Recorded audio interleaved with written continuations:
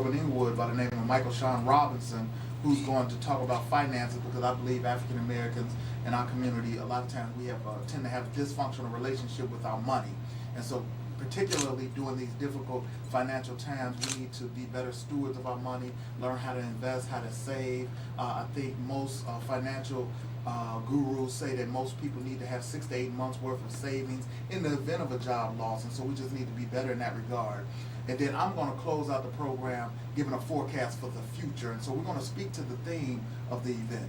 Okay, so considering that you're giving a forecast, what do you want people to walk away from this event knowing, understanding, or yet believing?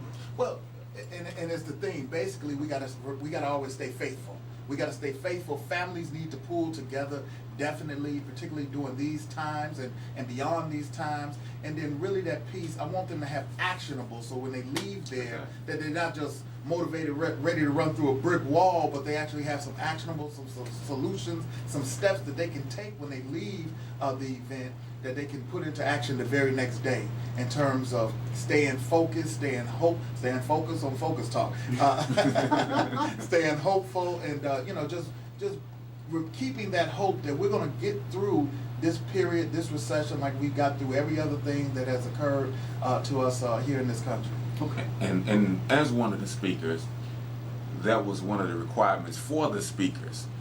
Mack didn't want us to just come there motivating, putting together some words that sound good, a bunch of quotes and things of that nature, or a bunch of acronyms, but he wanted to make sure that we came up with strategic action plans that we can deliver to the people where they can have some substance, so when they at home excited about overcoming some obstacles and increasing their faith and building their family, that they have something that they can, a roadmap, something that they can go forward to and going to the next level. Now, I noticed that you made a special notation for young people, for teenagers. Absolutely. And needless to say, there's a lot going on with our young folks. And Mack, that's part of your background. We'll talk about that in a minute, as far as your passion for young folks. But how did that come about? How did you actually say that there was going to be a piece where I wanted to have a teenage motivational speaker? Is that safe to say? Yeah, actually they're going to be singing. Oh, okay. But the thing is, I've worked in the field of human service for the last 15 years. I definitely have a passion for youth, being what I was called an at-risk youth at one time, and me and Lamont and our mentor, we don't like the term at-risk, we call them at-promise. So the thing is, whatever I'm involved in, I want to create a platform for young people, because our youth are depicted in such a negative way throughout the media here, here in Chicago and throughout the nation. And so I want the larger community to be able to see that we have very gifted and talented young people. One of the contestants, 12 and a half years old, she speaks fluent Spanish, has a beautiful voice. One just graduated from Creek Monique, she's going to Columbia College. And the young gentleman, he's a junior at Hillcrest High School, but they're all positive, they all love the Lord, they're all doing positive things. And I think that the larger community is not exposed to the gifts that we have in our youth, because we always hear so much about the violence. Right. And not to put you guys on the spot here, however, but both of you have incredible stories as far as your background, where you came from, and then where you are now. Would you be willing to share any of that with our listening audience? Most definitely. All right. Lamont, go ahead. Well, I was actually arrested over 20 times, Dennis. My mother, battled with her drug addiction, which she's an overcomer now. And my biological father, he was not in my life my entire youth. And my stepfather, left, or went through a divorce with my mom. So I had to deal with that, and I had many excuses that I could have used to give up, but I just believe that excuses are tools for incompetent fools that builds monuments of nothingness. And those who use excuses are seldom good for anything but excuses. And I wanted to be the opposite. What was the turning point in your life? A shootout, actually. Wow. A shootout out there in the streets of Harvey, where I was raised at by way of Allgale Gardens. And my son was just born. And I had made a promise to myself that I wanted to be around and help raise my son. And that was the turning point. When friends of mine gathered for revenge, I went the other way. All right, Mac. Well, yeah, I mean, I'm a product of a single parent household. My parents split up when I was like 12 years old. And I think a lot of times what happens with young men when they're being raised by single mothers is that emotionally they're going through a lot of turmoil. I was, certainly. And it wasn't the type of situation where my mother was going to sit down and talk to me about the dynamics of her and my father's relationship. And so I was at a loss for not having a father figure in the home. And so I went through various things, got in some trouble. I didn't get arrested as many times as the greatest, but, Thank but God. I had my run-ins with the law, But the turning point for me when I was 19, I was a victim of violence. And that helped to turn my life around because I had a lot of time to contemplate about what happened to me. Did I want to be the type of individual that strike back, or did I want to be a young African-American man that became part of the solution and not continue to be a part of the problem? And so that's pretty much what led me on my path. All right, 9:45 in the city of Chicago. You are in tune to the thought-provoking, solution-oriented talk show, daring to make a difference in our communities, entitled Focus On. I'm your host, Dennis Snipe, and today we are talking to two extraordinary young men who are out there making a difference. And that's our mantra here. Positive people who are doing positive things, Mr. Mack McGee, Mr. Lamont Brown. And you are invited to join them June the 27th at Prairie State College at 202 South Halsted Street. Now, if you have a question or a comment about the event, or you would have a question or a comment that you'd like to pose to these two gentlemen, give us a call at 773-488-WKKC. That is 773-488-WKKC.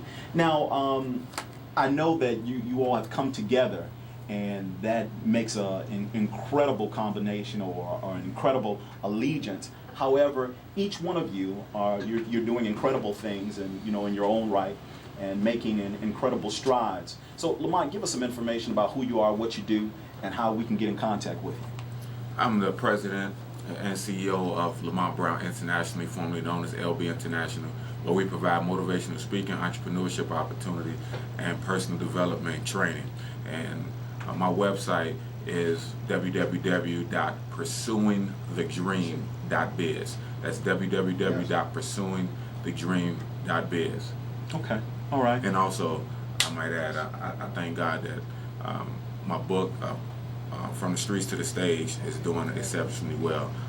A lot of people in the school systems are enjoying it. Now, can we pick up a copy of your book on your website? Yes, sir. All right, give us that website once again. It's www.pursuingthedream.biz. Okay. Now, do you have any upcoming engagements that we can kind of keep our eye on you as far as what you're doing? Oh, yes, most definitely. You can come hear me speak at a night of inspiration. Now, you missed your call, and you should have been a comedian. At Prairie State College in Chicago Heights. Yeah. Mac, give us some information about you as well as your website, how we can check you out. Okay, I'm the CEO of Transforming Lives International, where our tagline is helping people discover their purpose through inspiration. And so I do speaking, consulting, training, work a lot with CPS and suburban school districts, Illinois Department of Corrections. You can contact me at the website www.anightofInspiration.com. That's www.anightofInspiration.com. Or you can call me at 1-888-624-4333. That's 1-888-624-4333. Right. Now, I guess in closing, can you all give us some closing words, not only to the individuals who are adults, but also to the young people who may be listening, to the young people who may be present at the event, as to the next level, or just the hope that you talked about. Someone may be listening who's at the end of their rope and may be inspired by something that you have to say. Give us some closing words. Most definitely. Oliver Wendell Holmes said that once your mind has been expanded with an idea or concept, that it will never be satisfied to going back to where it was. And Albert Einstein said that the thinking that has brought me this far has created some problems that this thinking cannot solve. So my favorite book says to be ye transformed by the renewing of your mind, because your mind is a terrible thing to waste. Talk to him, man. They say the mind is a terrible thing to waste. And I remember during the 80s when I was growing up, there was a commercial sponsored by the United Negro College Fund which said that the mind is a terrible thing to waste. But as I go throughout the city and try to talk to young and old, I find it difficult trying to convince them that the mind is a terrible thing to waste. The mind is more powerful than any Xbox 360. The mind is more powerful than any computer, than any spaceship, than any satellite ever created, because you know why? The mind created that. But I'm going to give you a technical definition for what the mind is. The mind is an electrical chemical reduction plant that integrates segregated states of special energy abstract like storage batteries. The mind has over 62,000 miles of capillaries, which is its own extraordinary complex mechanism. It's guided with exquisite precision. It has a telescopic and microscopic rangefinder. It has a spectroscope with its own main fuel energy intake and exhaust system. And so listeners of Focus Talk understand that the mind is a terrible thing to waste. Gentlemen, I appreciate you more than you know. When you're coming back? Whenever you want us back then. Right. Next week.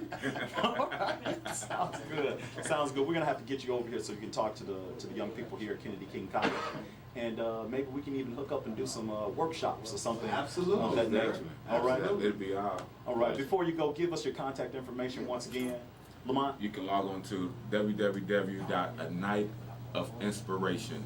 That's www.anightofInspiration.com, or you can give us a call at 1-888-624-4333. That's 1-888-624-4333. All right, sounds like a plan. Well, we appreciate you both so very much. Thank you for stopping by. And can you hang around for a minute? We're going to take a few pictures after the show, and then we can fellowship. All right. Thank you. Sounds good. You're in tune to Chicagoland's #1 college radio station. 89.3 is WKKC. It's about 10 minutes till the hour, and it is time for our final segment entitled Success and Satisfaction with Cassandra Griffin. Hey, Cassandra. I am very well. And yourself? You okay? You know what? It started raining. Just noticed that. But that's all right. With all the rain that comes, that means that there are some beautiful flowers and vegetation and plants that's coming, and that will take us to the next level. Now, I know that you have some incredible information that you want to share with us today, and I'm ready. Okay, I appreciate you. Thank you. Wait, yeah, go.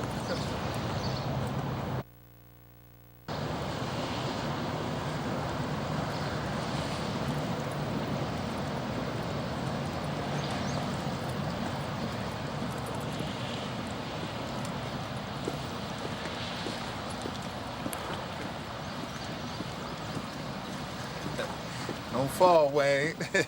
No, I won't. Too good for that.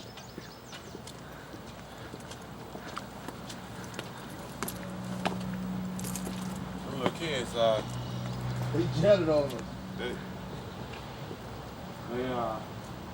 they went from the church. I'm thinking that.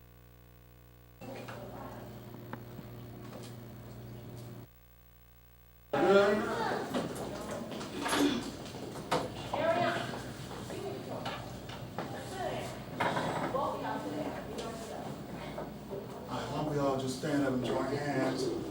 Brother Tremaine, lead us in prayer, right? No problem.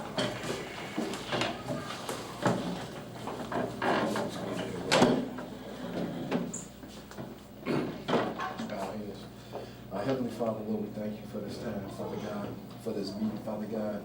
Father, we just pray that your will be done, Father God, that you begin to bless us, Father God, with knowledge, Father God, and understanding, Father God, to do the right things, to make the right decisions, Father God. Yes. Father God, that we will be, Father, young people of excellence, Father God, and of power, Father God, Yes. for your next movement, Father God, that your now generation, Father God. Father God, we pray, Father God, that you just work through Brother Mack, Father God, and Brother Lamont, Father God. Father God, that they even decrease so you can increase in them right now, Father God. Yes, Lord. In Jesus' name, this prayer, amen. Amen.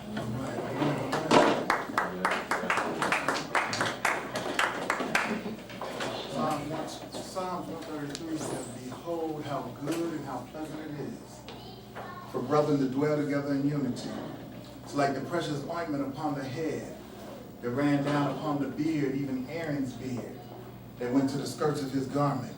As the dew of Hermon and as the dew that descended upon the mountain of Zion, for there the Lord commanded the blessing, even life forevermore." Before we start